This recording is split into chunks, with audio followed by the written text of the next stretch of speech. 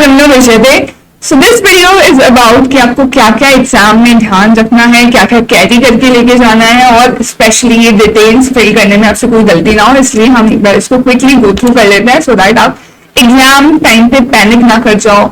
और I have seen multiple students filling the wrong details, तो एक बार हम इसको देख लेते हैं कि क्या क्या किस तरीके से फिल करना रहता है। सो देखो, ब्लैक पेन कैरी करना है, बॉल पेन कैरी करना, ट्राई करना लाइट वेट कैरी करोगे तो आपकी स्पीड बेटर रहेगी उससे। तो देखो, सबसे पहले आपको फिल करना रहेगा रोल नंबर। सबसे पहले रोल नंबर फिल करना।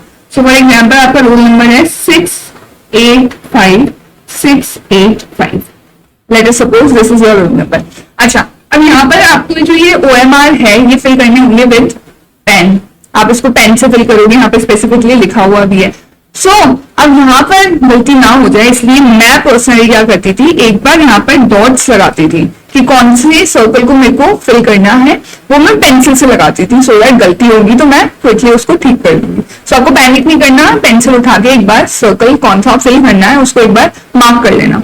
तो मैं पेंसिल लेती थी और सबसे पहले मार्क करती थी कि 6 यहाँ पे ये फिल होगा, 8 फिल होगा, फिर 5 फिल होगा, फिर जैसे अगेन 6, 8 और 5 फिल होगा। मैं इसे पहले मार्क कर लेती थी, उसके बाद इनको कंप्लीटली फिल करती थी, इससे गलती नहीं होती। ठीक है, यहाँ पर आपको वर्ड्स में लिखना है आपका रोल नंबर, तो पहले से एक बार इसको वर्ड में कन्वर्ट करना, जो भी आपका रोल नंबर है कि उसको वर्ड में कैसे लिखोगे, वहां पे बैठ के सोचना नहीं है, इतना टाइम नहीं होगा आप लोगों के पास।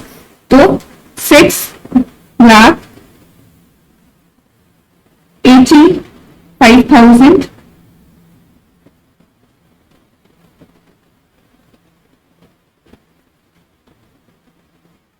685 है जैसे। तो आप लोगों का जो भी है फिल कर देना, मैं सजेस्ट करूंगी कि आप सेटर में फिल करना। ठीक है, 685 ये यहाँ पे थोड़ा सा नीचे जाएगा, कोई दिक्कत नहीं आएगी इससे। ठीक है, आइडियली वैसे आपको OMR मैटर करता है, सबसे करेक्टली उसी को फिल करना। करेक्ट, जिस तरीके से मैंने बताया ये सबसे बेस्ट मेथड रहता है, यहाँ पे आपके कभी भी गलती नहीं होती। क्योंकि अगर हमें क्या होता है, जैसे हमने टिक कर दिया उसके बाद रियलाइज होता है कि ये तो गलत सर्कल था। सो इसलिए पेंसिल से कर देना, कोई गलती नहीं जाएगी। सिग्नेचर अपना कर देना, जो भी आपका सिग्नेचर है इस बॉक्स के विद इन रहना चाहिए आपका सिग्नेचर। जब आपका अटेंडेंस के टाइम पे वो लोग आएंगे आपके साइन करवाने रजिस्टर में, उसी टाइम पे आप साथ में वो एक आपका बार कोड रहता है, बेसिकली रोल नंबर का स्टिकर रहता है, तो वो आपको यहाँ पे ठीक से प्लेस कर देना। ठीक है, वो बहुत जरूरी है, भूल मत जाना उसको प्लेस करना। वैसे तो वो लोग खुद ही इंश्योर करते हैं। यहाँ पे देखो लिखना क्या रहेगा, CA फाइनल May 2025 एग्जामिनेशन है आपका, ये आपको लिख देना है। ग्रुप नंबर जैसे अभी आपका फर्स्ट है तो फर्स्ट लिख देना। ठीक है, जब सेकंड हो तो सब उसको सेकंड कर देना। और पेपर नंबर अभी 1 हो जाएगा, 2, 3, 4, 5, 6 तक ये कंटिन्यू रहेगा। ठीक है, सब्जेक्ट अभी आपका हो जाएगा financial reporting. Caps letter is better, और कोई बहुत ज्यादा टाइम नहीं लगता है इन सब डिटेल्स को आपको आइडियली फिल करने में 5 मिनट लगे, बट सही से फिल कर देना, कोई बहुत ज्यादा पैनिक नहीं करना और सीधा लिखना स्टार्ट मत किया करो। 5 मिनट लगते हैं, पहले फिल कर लो उसके बाद आप लिखना स्टार्ट करो। मतलब आपने भाई पूरा पेपर दे दिया और आपने डिटेल्स फिल नहीं करी तो आप सोच रहे हो कितना बड़ा गैम्बल कर रहे हो खुद के साथ में। ठीक है, ये वाली जो एडिशनल चीज अगर आप लोगे तो फिर उसके बाद जब आपका पूरा टाई करने का टाइम आ जाएगा उस टाइम पे आपको डिटेल फिल करनी पड़ती है। इन केस गलती से आप भूल भी जाते हो तो करना नहीं है, अगर आप नहीं भी लिख के आओगे तो भी आपकी सारी शीट्स जो है वो इवैल्यूएट हो जाएगी। पर जो एडिशनल शीट्स हो उसके ऊपर आपको अपना रोल नंबर नहीं लिखना होता, कोई भी डिटेल्स आपको दोबारा नहीं लिखनी होती, सिर्फ उसके ऊपर आपको लिखना होता है 1, 2, 3, 4, सो दैट आपको सीक्वेंसिंग पता रहे कि कौन सी शीट किसके बाद अटैच करनी है। डेट की सील वो लोग खुद लगा देते हैं। उसके बाद पेपर का आपके पास स्कोर आता है, जैसे मान लो BYC आया आपके पास। ठीक है, इसमें वही आप पेन से एनसर्कल करोगे इनको, पर मैं पहले एक बार पेंसिल से मार्क कर लेना कौन सा सर्कल फिल होगा, सो दैट बिल्कुल गलती होने का चांस नहीं रहेगा, और उसके बाद इनको कंप्लीटली फिल कर देना। ठीक है, पेपर नंबर 1 हो जाएगा, यहाँ पे सर्कल ये 6 तक जाएगा, जो जैसे भी आपका जो एग्जाम है यहाँ पे तो फाइनली आएगा, और ये यहाँ पे 2 फिल हो जाएगा।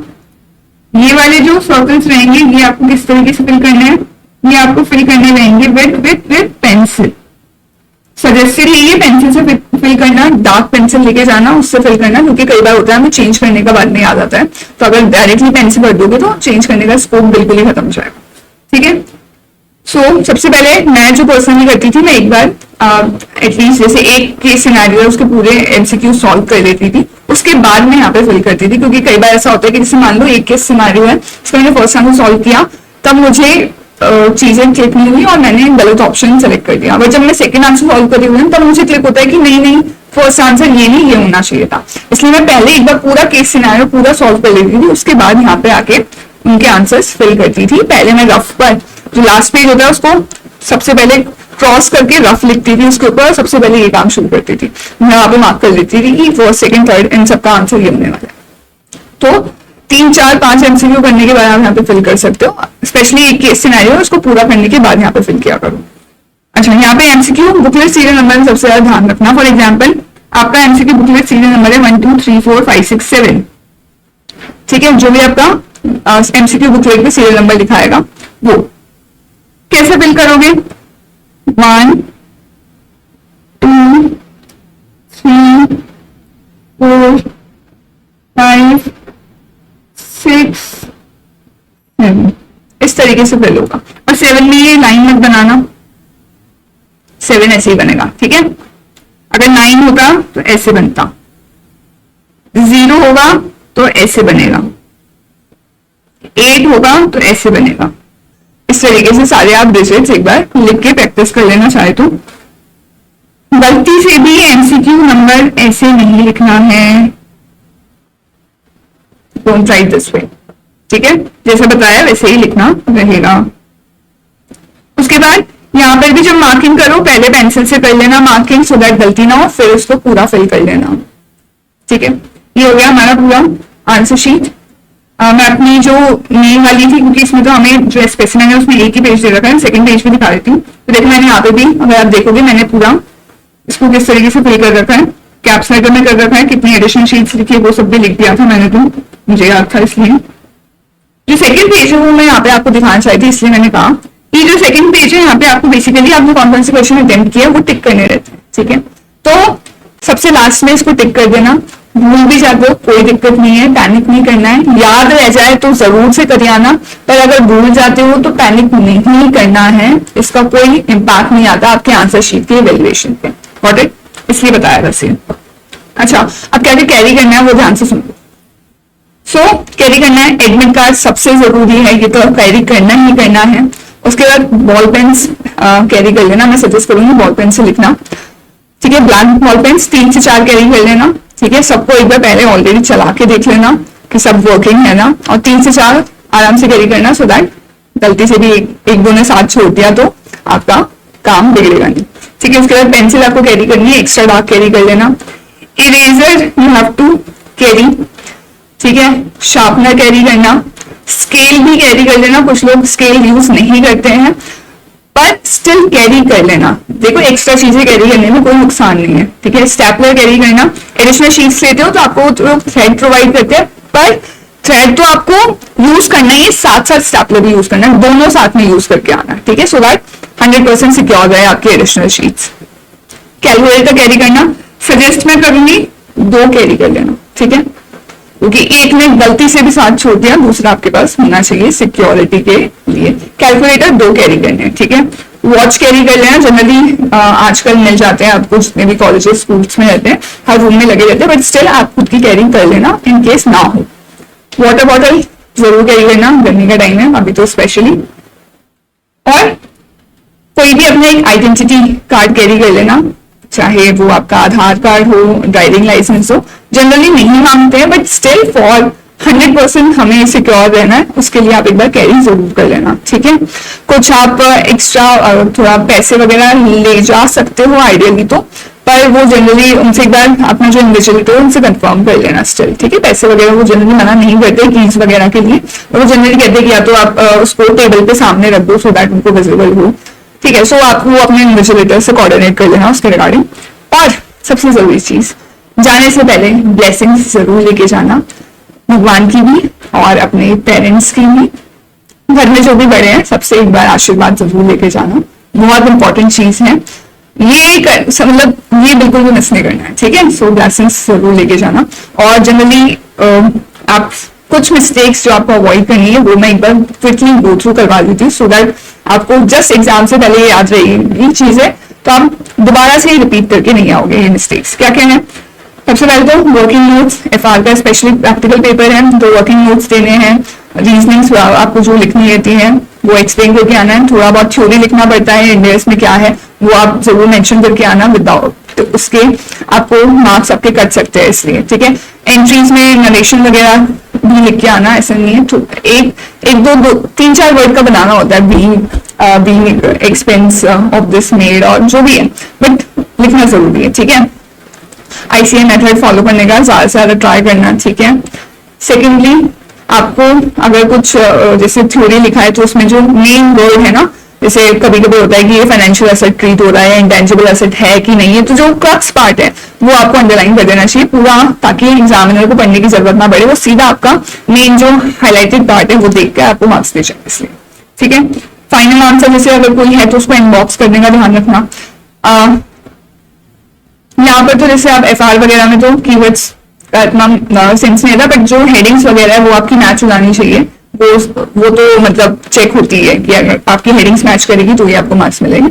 अंदर का कंटेंट आप मन से लिख सकते हो, बाकी थ्योरी में रहता है कि आपके मेनली सारे कीवर्ड्स वगैरह मैच होने चाहिए, ठीक है। उसके बाद ट्राई करना चीजें थोड़ा बहुत बड़े बड़े पैराज नहीं लिखने, अगर आपको जो थ्योरी भी लिखनी है एफआर में भी, जैसे अगर मैं कहूँ तो बहुत बड़े पैराज नहीं लिखने, बहुत सिंपल अपनी लैंग्वेज में उसको बस एक्सप्लेन कर देना है जो प्रैक्टिकल क्वेश्चंस पूछे गए हैं आपसे, और बड़े बड़े पैरास में मत लिखना, अगर कभी लिखने की जरूरत भी पड़ी तो थोड़ा उनको ब्रेक कर करके लिखना बुलेट्स में, ठीक है।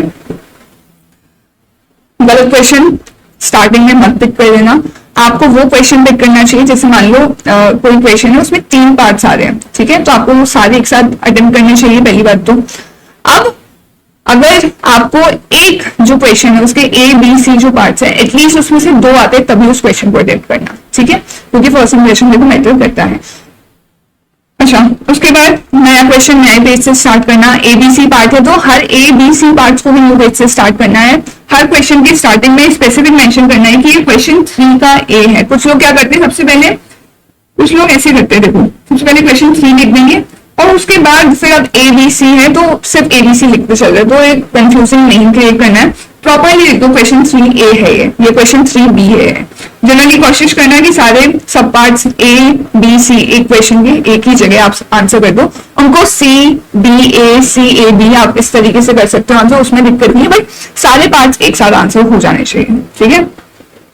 तो नए पेज से स्टार्ट करना है, क्वेश्चन नंबर 3 से लिखना और उसको 2 बार चेक कर लेना, because I have seen lot of copies जो वो गलत लिख देते हैं, उनका आंसर पूरा सही होता है, ठीक है। तो उसको 2 बार चेक कर लेना, जब आपकी लास्ट में जो लास्ट के 5 मिनट बचो उस टाइम पे एक बार सारे क्वेश्चन नंबर्स रिव्यू और कर लेना। ओवर राइटिंग नहीं करनी है, बिल्कुल भी नहीं करनी, गलती हो जाती है। सिंगल आपको एक सिंपल ये स्ट्रेट लाइन से क्रॉस करना है, जैसे मुझे इसको क्रॉस करना है मैं सिंपल करूंगी, ठीक है। ये बहुत ऐसे ऐसे करके क्रॉस करते हैं, बहुत गंदा लगता है, ठीक है। प्रेजेंटेशन बहुत नीट रखना, आराम से यू गेट मल्टीपल शीट्स, आपको देने में ऐसे कंजूसी नहीं करती है तो आप क्यों कंजूसी कर दो, आराम से एक्स्ट्रा शीट्स ले लेगा करो और प्रेजेंटेशन को बहुत क्लीनली प्रेजेंट करके बहुत खुला खुला लिख के आना, ठीक है। शॉर्ट फॉर्म्स यूज कर सकते हो एफआर में अगर प्रैक्टिकल क्वेश्चन वगैरह है, बैलेंस शीट के कुछ आइटम्स है, बट कुछ बहुत एक्सेसिवली भी यूज कर लेना मत कर लेना कि किसी को ही समझ ना आए, मतलब आप खुद भी ना समझ पाओ। कर सकते हो उसमें थोड़ा बहुत तो मतलब ऐसा होना चाहिए कि हाँ समझ में आ जाए, बट थ्योरी जब भी लिख रहे हो ना, चाहे किसी भी सब्जेक्ट में लिख रहे हो, थ्योरी में शॉर्ट फॉर्म्स मत यूज किया। क्वेश्चन 1 जो है उसको फर्स्ट पे मत स्टार्ट किया, ठीक है, क्योंकि वो क्वेश्चन बहुत टाइम ले जाएगा, अदरवाइज 1 घंटा ले जाएगा और उसमें फिर भी मार्क्स नहीं आने, ठीक है। सो जनरली मैं तो उसको सबसे लास्ट में सबसे लास्ट में पिक करती थी और फिर ये 15-20 मिनट में आराम से हो जाता है, ठीक है, और तब भी आपके उतने ही मार्क्स आने हैं। एमसीक्यूज को एंड में पिक मत करना, बहुत एरर्स होती है, तो उसको जनरली मैं तो सबसे पहले एमसीक्यूज पिक कर लेती थी, स्टार्टिंग के आधे घंटे में उसको खत्म कर देती थी। कोशिश करना स्टार्टिंग में पिक कर लो, नहीं तो 1 आवर के बाद तो पिक कर ही लेना इसको, सबसे एंड के लिए नहीं छोड़ना है एमसीक्यूज को। टाइम मैनेजमेंट स्टार्टिंग से मेंटेन करना, स्पीड पहले से फिक्स करना कि किस क्वेश्चन को कितना टाइम देने वाले हो। मैं जनरली हर क्वेश्चन को आधा घंटा देती थी, प्लस एमसीक्यूज को भी आधा घंटा, तो 3 घंटे पूरे हो जाते थे। और जनरली अब थोड़ा बहुत टाइम आपको बच ही जाता है, क्लास में स्पीड और बढ़ जाती है फिर, ठीक है। पेपर पूरा करने की कोशिश करना, कैलकुलेशन एरर्स मत करना, कोई पैनिक करने की जरूरत नहीं है। पेपर डिफिकल्ट भी आ जाता है, टेक इट इजी। आप बस इतना डिसाइड करना कि आपके 40 नंबर बन जाएंगे या नहीं। जैसे ये आपको पता चलेगा, आप कैलकुलेट करोगे ना, उसके बाद आपको ऑटोमेटिकली कंफर्ट आ जाएगा। कोई भी पेपर इतना डिफिकल्ट नहीं होता है कि आपके पासिंग मार्क्स भी ना बने। वो तो आप क्या करते हो, बहुत ज्यादा पैनिक कर जाते हो, इसलिए जो आती है ना चीजें वो भी भूल जाते हो, ठीक है। सो अच्छे से पेपर को देखना है, 15 मिनट्स के रीडिंग टाइम में पढ़ना और कामली हैंडल करना चीजों को। डरने की कोई जरूरत नहीं है। You have studied a lot, you have done a lot of hard work, you have put in so much efforts, सब कुछ अच्छा ही होगा। करेक्ट। कैलकुलेशन एरर्स नहीं करने, अवॉइड करना, गलत रेट्स वगैरह, क्वेश्चन को सही से पढ़ना है, रेट्स गलत पिक नहीं करनी है, इंफॉर्मेशन गलत पिक नहीं करनी है। और ये तभी होगा जब आप टेंशन फ्री होके पेपर, ठीक है। टॉपिक सही पिक करना, आंसर देते टाइम पे फिगर्स जो है लाख को करोड़ में कर दिया, मिलियन को लाख समझ लिया, ये गलतियां नहीं करनी है। जनरली जो क्वेश्चन में फिगर्स दे रखे हैं वही फिगर्स आप भी यूज कर लेना। क्वेश्चन लैक्स में दे रखा है, पूरा का पूरा लैक्स यूज कर लेना। मल्टीपल अगर दे रखे हैं, जैसे कुछ लैक्स में दे रखे हैं, कुछ फुल फिगर्स दे रखे हैं, तो बेटर है फुल फिगर्स यूज कर लेना, ठीक है। और हेडिंग वगैरह जो डालते हो वो सही डालना, ठीक है। ट्रेड रिसीवेबल्स को कैश में मत लिखे आना एंड वाइस वर्सा वाली चीजें नहीं करनी है, ठीक है। सो ये चीजें आपको ध्यान में रखनी रहेगी और अच्छे से ध्यान में रखना। और सबसे इंपॉर्टेंट चीज, आप खुद जा रहे हो या फिर अपने किसी के साथ जा रहे हो, अगर किसी के साथ जा रहे हो तो कोई दिक्कत नहीं है, ठीक है। आपको टेंशन लेने की जरूरत नहीं है अगर आपके घर में से आपको कोई ड्रॉप करने वाला है। पर अगर आप खुद के व्हीकल से जाने वाले हो, आज उसको एक बार चला के देख लो कि वो सही कंडीशन में है ना, उसमें फ्यूल वगैरह है या नहीं। कल आपको जाते टाइम ये काम पे नहीं लगना है। अगर वो क्लीन नहीं है तो उसको क्लीन करने के लिए अपने किसी फैमिली मेंबर की हेल्प ले लो कि उसको क्लीन करना है। पर ये जो भी है उसका जो पूरा उसको इंस्पेक्ट करना है वो आज ही कर लेना, कल के भरोसे नहीं छोड़ना है। वो पूरी प्रॉपरली वर्किंग कंडीशन में होनी चाहिए कल की डेट में, ठीक है। सो ये अच्छे से ध्यान में रख लेना कि आपकी स्कूटी वगैरह जो भी है उसमें फ्यूल होना चाहिए और वो वर्किंग कंडीशन में होनी चाहिए ठीक से, ओके। इसके अलावा आई डोंट थिंक और कुछ आपको ज्यादा ध्यान में रखने की जरूरत है। हाँ, टाइम से पहुंच भी जाना एग्जाम हॉल में, बिल्कुल एंड पॉइंट पे नहीं पहुंचना है हमें। थोड़ा सा टाइम आप 5-10 मिनट पहले ही देखो पहुंचा करो, बिकॉज आप एग्जाम हॉल में एंटर होने के बाद यू नीड सम साइलेंस। आपको खुद को एक बार शांत करना होता है, ठीक है। तो 5-10 मिनट वो आपको एज मेडिटेशन एक तरीके से यूज करनी चाहिए कि आप उसको उसमें किसी से आस पड़ोसी से बात भी नहीं करनी है उस टाइम पे। इनफैक्ट कोई आपको दिख भी है ना, आपने जान पहचाना है, बस दूर से हाँ हेलो करके आपको बस अपनी सीट पे शांति से बैठना है और बिल्कुल मौन रहना है, साइलेंस। और वो जो पैनिक होता है ना वो इसीलिए होता है क्योंकि हमने इतनी एग्जाम से जस्ट पहले भी हम इतनी बातों में लगे हुए हैं। No sense. आप खुद को शांत रखिए उस टाइम पे, वो आपके लिए ज्यादा बेनिफिशियल होगा। तो अपनी सीट पे टाइम से पहले पहुंचकर खुद को काम डाउन करना है और फिर स्टार्ट करना है। सीट को एक बार इंस्पेक्ट कर लेना कि सीट पे ऑलरेडी कुछ ऐसा नहीं है जिसके कारण आप फंस जाओ। सो एक बार सीट को भी चेक कर लिया करो, जो भी आपकी टेबल एंड चेयर है उसको भी एक बार ड्यूली इंस्पेक्ट कर लेना है, ठीक है। So all the very best for your exams. I wish आप लोग बहुत अच्छा परफॉर्म करके आओ एंड बिल्कुल भी नहीं डरना है, सब कुछ अच्छा होगा। Trust God to open the right door at the right time. Radhe Krishna.